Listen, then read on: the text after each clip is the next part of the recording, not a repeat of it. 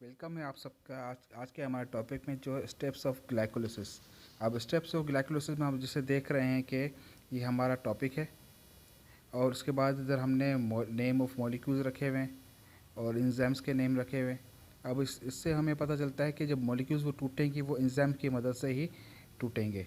चले हम चलते हैं नीचे फर्दर चलते हैं। चलते ही देखते हैं कि आगे क्या हो रहा है। अगर हम इनको देखें कि पहला जो हमारा स्टेप है वो फर्स्ट स्टेप है ग्लूकोज। अब ग्लूकोज टूटता है और कोई भी चीज़ टूटने के लिए तोड़ने के लिए हमें एंजाइम चाहिए होता है। जो हमने एंजाइम हमें यहाँ नज़र आ रहा है वो कौन सा है? फॉस्फोहेक्सोकाइनेस या हेक्सोकाइनेस नाम से एंजाइम नज़र आ रहा है हमको।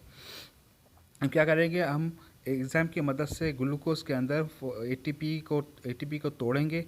एटीपी के तोड़ने से ही उसके अंदर फॉस्फेट ग्रुप अंदर ऐड हो जाता है। क्या हो जाता है? फॉस्फेट ग्रुप ऐड हो जाता है और ऐड होते ही एटीपी में ट्राईफॉस्फेट होते हैं।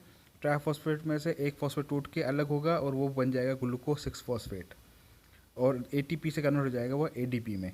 अब जब हमारा सेकंड स्टेप आता है, सेकंड स्टेप में क्या है कि ग्लूकोज जो है वो कन्वर्ट होगा फ्रुक्टोज 6 फॉस्फेट में, क्योंकि इस स्टेप को हम कहते हैं आइसोमराइजेशन। इस स्टेप को करने के लिए हमें एक और एंजाइम चाहिए जिससे कहते हैं हम phosphohexo isomerase enzyme. Phosphohexo isomerase enzyme. इस तरह होने से क्या होता है कि ग्लूकोज जो 6 फॉस्फेट है वो कन्वर्ट हो जाएगा फ्रुक्टोज 6 फॉस्फेट। उसका बाद हम आते हैं थर्ड स्टेप में।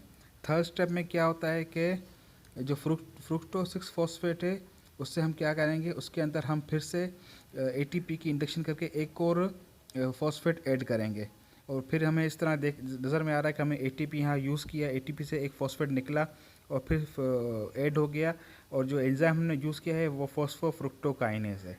क्या है? फॉस्फोफ्रुक्टोकाइनेज। अब इस तरह ऐड होते ही फ्रुक्टोज 6 फॉस्फेट से कन्वर्ट हो जाएगा फ्रुक्टोज 1,6 बाईफॉस्फेट में। ये 2 फॉस्फेट हो गए तो बाईफॉस्फेट कहलाएगा।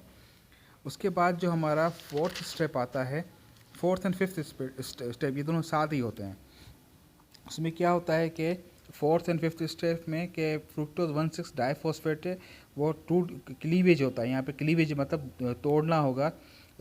ये जो फ्रुक्टोज 1,6 डाईफॉस्फेट है वो टूटेंगे 2 शुगर्स में। पहला है कीटोनिक शुगर, दूसरा है एल्डिहाइडिक शुगर। कौन सी? कीटोनिक शुगर और एल्डिहाइडिक शुगर। जिस तरह देख रहे हैं आप, जो कीटोनिक शुगर है वो उसके डैप कहा जाता है, DHAP डैप, और जो एल्डिहाइडिक शुगर है वो उसे G3P कहा जाता है। G3P का फुल फॉर्म है 3 फॉस्फो ग्लाइसरल डिहाइड और जो डीहैप है उसे कहा जाता है डिहाइड्रोक्सी एसीटोन फॉस्फेट। अब ये हो गया क्लीवेज, हो गया हमारा फोर्थ स्टेप। अब जो फिफ्थ स्टेप है उसमें हम क्या करेंगे कि जो कीटोनिक शुगर है उससे हम कन्वर्ट कर देंगे एल्डिहाइड शुगर में।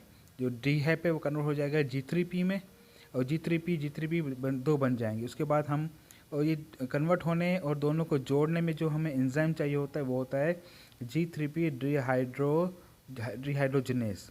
G3P डिहाइड्रोजिनेस जो एंजाइम है उससे ये दोनों ये टूटेगा भी और दोनों से मिलके जो कंपाउंड बनेगा उसे कहते हैं 1,3 बाईफॉस्फेट ग्लिसरेट। क्या कहते हैं हम? 1,3 बाईफॉस्फेट ग्लिसरेट। उसके बाद हम आते हैं सिक्स्थ स्टेप पे। अब सिक्स्थ स्टेप में क्या हो रहा है कि जो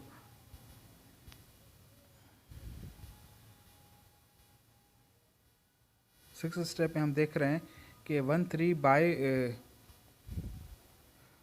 बाई फॉस्फोग्लिसरेट जो है उसके अंदर फिर से हम एटीपी, अब इसमें क्या कर रहे हैं, हम एटीपी हम ऐड कर रहे हैं और रिमूव कर रहे हैं। इसमें हम एटीपी निकालेंगे और एटीपी निकालने से क्या होता है, फॉस्फेट ग्रुप निकालेंगे।